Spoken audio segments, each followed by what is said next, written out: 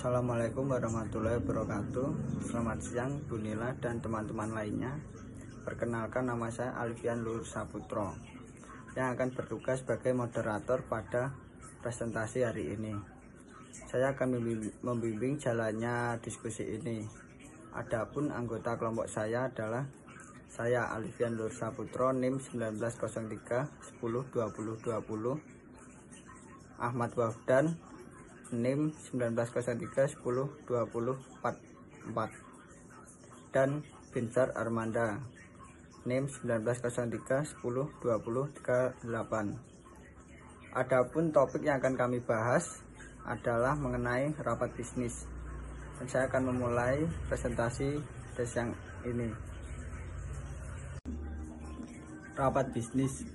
Pengertian rapat bisnis atau business meeting adalah sebagai bentuk pertemuan dua orang atau lebih di suatu tempat, baik di dalam maupun di luar kantor, untuk membahas hal-hal yang berkaitan dengan kegiatan bisnis tertentu.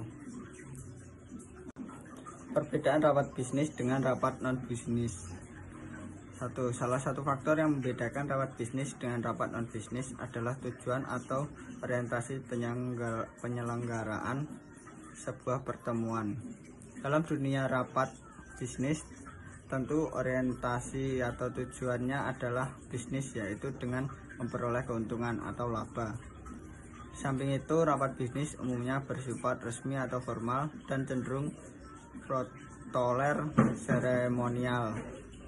2. Sedangkan non-bisnis orientasi atau tujuannya adalah untuk tujuan kemasyarakatan, peningkatan pelayanan, kesehatan, dan pendidikan.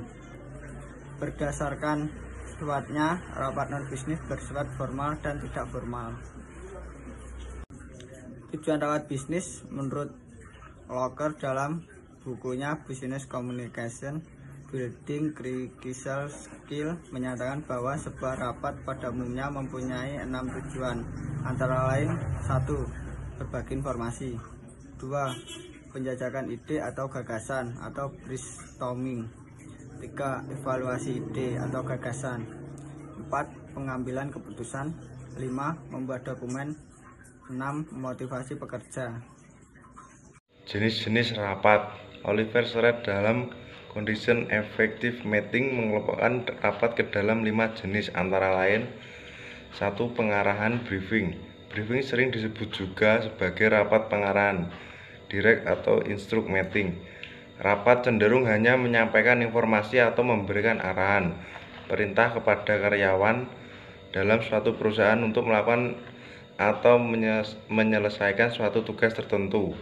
2. Rapat konsultasi, advisory meeting. Rapat konsultasi ini disebut juga suatu rapat berbagi informasi, sharing information, kepada pihak lain. Dalam rapat tersebut dimasukkan terjadi suatu proses untuk saling memberi dan menerima ide, gagasan, pandangan, keluhan, atau masukan dari pihak lain. 3. Rapat komite, commit meeting.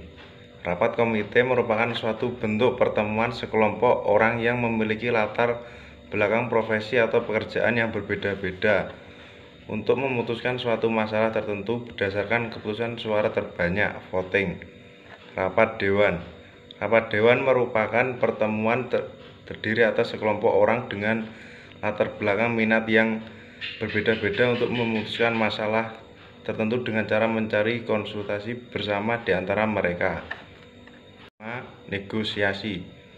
Sedangkan menurut Strebel dalam The Manager Guide to Effective Meeting, rapat dapat dikelompokkan ke dalam 3 jenis, yaitu rapat informational meeting. Rapat informational meeting merupakan pertemuan antara 2 orang atau lebih di suatu tempat yang dimaksudkan untuk menyampaikan informasi tertentu kepada peserta rapat bisnis.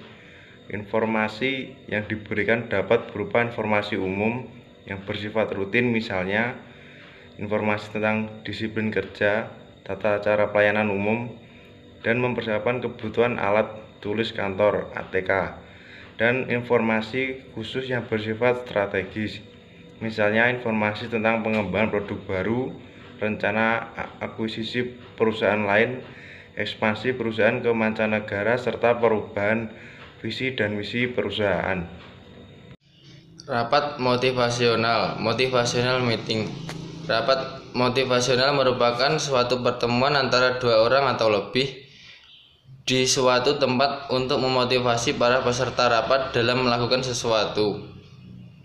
Contoh, pimpinan rapat yang sekaligus sebagai seorang manajer pemasaran motivasi para peserta rapat bisnis untuk bekerja dengan lebih bersemangat, mengingatkan komitmennya, meningkatkan kedisiplinan kerja, meningkatkan keterampilan berkomunikasi, serta meningkatkan kemampuan bernegosiasi.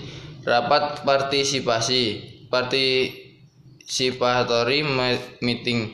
Rapat partisipatif merupakan suatu pertemuan antara dua orang atau lebih di suatu tempat untuk meningkatkan tingkat partisipasi dalam rapat bisnis.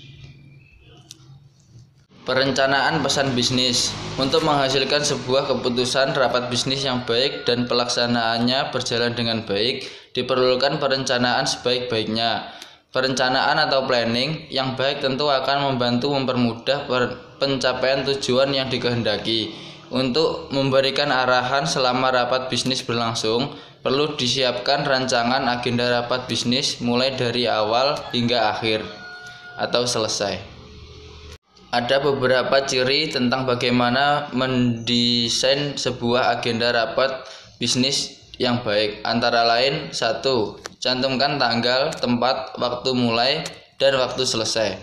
2. Cantumkan rumusan tujuan atau maksud rapat. 3. Cantumkan siapa saja yang hadir. 4.